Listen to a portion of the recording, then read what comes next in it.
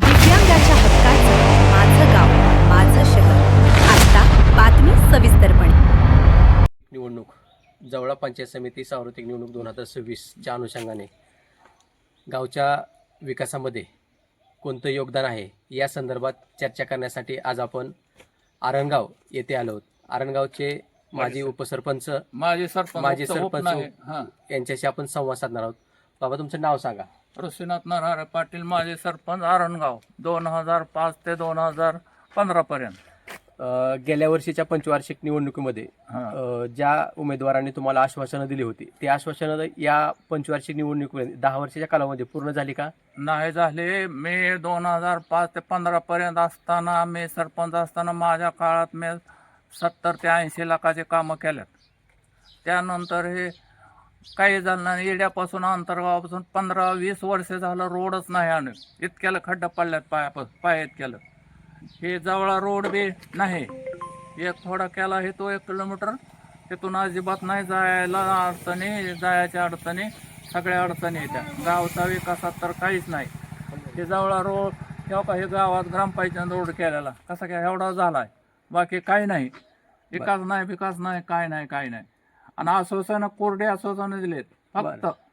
मग आता हे आश्वासन आता सध्या निवडणुकीची रणधुमाळी चालू आहे. हा तुमच्या आपल्या जवळ सर्कलला एकूण 10 उमेदवार आहेत, पंचायत समितीला देखील उमेदवार आहेत. हा बरं, आता तुमच्या गावची अपेक्षा काय असेल की त्या उमेदवारांनी काय करावं तुमच्यासाठी, तुमच्या गावासाठी? नवा पुणेगाव उमेदवार असताना बरं का, विकास करणं हे महत्वाची गोष्ट आहे बरं का. बरं. आता हे आजारी माणूस पडतंय, काय बी अडचणी येत्या, जाणं येणं गरजेचं आहे. पाऊस काळ असला की येता येत नाही. बरं. इथं बुक्केचा रस्ता, मंदिर आहे तिथं मलिक साहेबाचं. सगळे नवरदेव नवरे आणि काय आपल्यासारखे काय देव करणारे बरेच येतात. तर तिथं सगळं ग्रामपंचायतनं मातीत टाकली. पावसाळ्यात इतकं गुडघेत का चिखल होता तिथं. लोक सगळे काय पैसे बजेट किती आणलं काय आपल्याला माहित नाही, पुन्हा आणलं, पण माती टाकली, काही सुद्धा केलं नाही.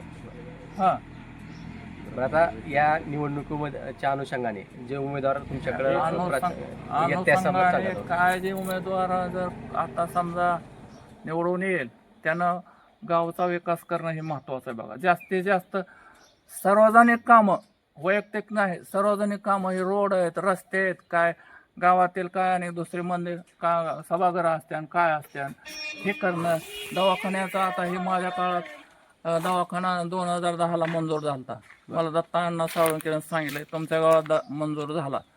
पण ते एक माझ्या ओळखीचा एक अभियंता होता, इंजिनियर शिंदे म्हणून, त्यानं आलता हे तर माझी बेड घेतली. 1 करबड जमीन लागते म्हणलं दवाखाना बांधा. भरपूर बांधकाम आहे ते, कुठं जास्त भरपूर बांधकाम आहे. तर आम्ही त्याच्यासाठी एक प्रयत्न, एका कांबळ्याची जमीन आम्ही अर्धा एकर घेतली होती, तरी 2 लाखाला 50,000 रुपये गावातल्याने दिले. तर बाकीच्या लोकांनी काय दुर्लक्ष केलं, दिलं नाही.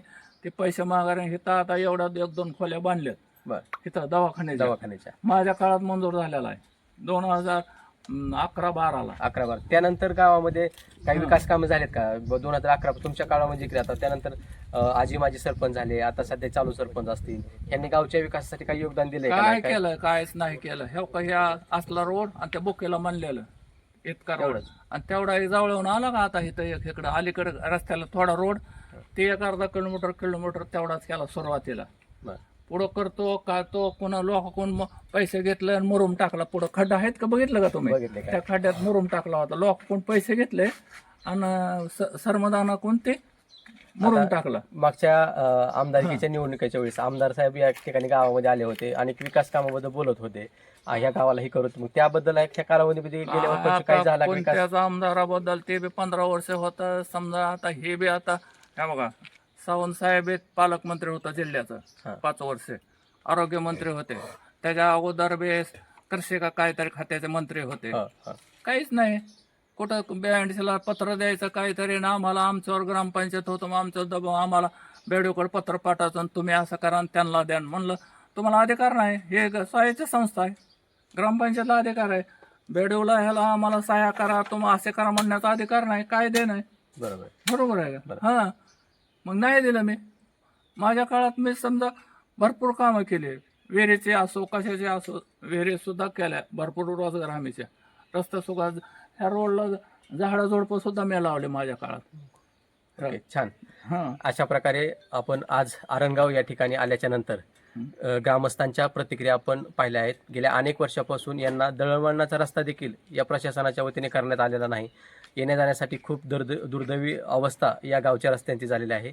एखादं पेशंट किंवा एखादा नातेवाईकांच्या एखाद्या कार्यक्रमासाठी किंवा एखाद्या पेशंटला दवाखान्यात नेण्यासाठी जर जायचं झालं तर अशी ती अतिशय दयनीय अवस्था या आरणगावच्या रस्त्याची आहे. तरी येणाऱ्या निवडणुकीमध्ये जे उमेदवार निवडून येतील त्या प्रतिनिधींनी त्वरित याकडे लक्ष द्यावं अशी ग्रामस्थांची मागणी आहे. तालुक्यातील महत्त्वाच्या राजकीय, सामाजिक, शैक्षणिक घडामोडी पाहण्यासाठी चॅनल सबस्क्राईब करा. संपादक तानाजी घोडके.